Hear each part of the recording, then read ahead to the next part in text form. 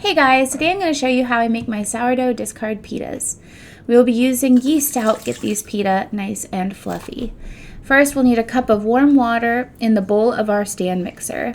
Then we're going to add 2 teaspoons of granulated sugar, 2 teaspoons of dry active yeast, 2 teaspoons of salt, and 2 tablespoons of olive oil. Then I'm going to pour in a cup of sourdough discard. Mine is on the runny side, so it's very pourable. Mix these ingredients up until everything is combined. Using the dough hook attachment for your mixer, turn it on to the lowest speed, and we're going to gently add in our flour as it mixes, a cup at a time. You can increase speed as you go if you feel it will not go everywhere.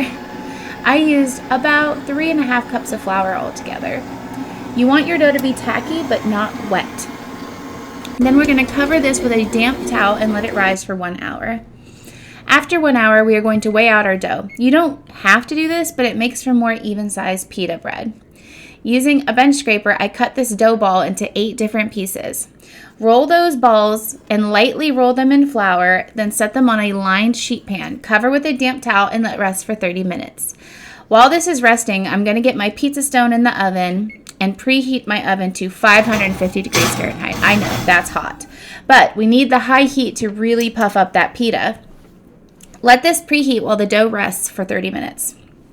After 30 minutes, take one pita at a time while you leave the others covered and roll it out to about a ½ inch thick. Then immediately put that on the pizza stone. This part will go fast. Be careful, it is hot. I use my pizza paddle to put it on the stone and remove it. It only takes a couple of minutes, so keep an eye on it so it doesn't burn. Repeat the process with the remaining dough balls.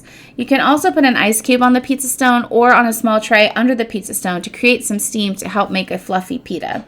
These pitas are ready to eat after just a few minutes of cooling. Cut them open and stuff them with your favorite fixings, or you can just dip them in some hummus. Enjoy!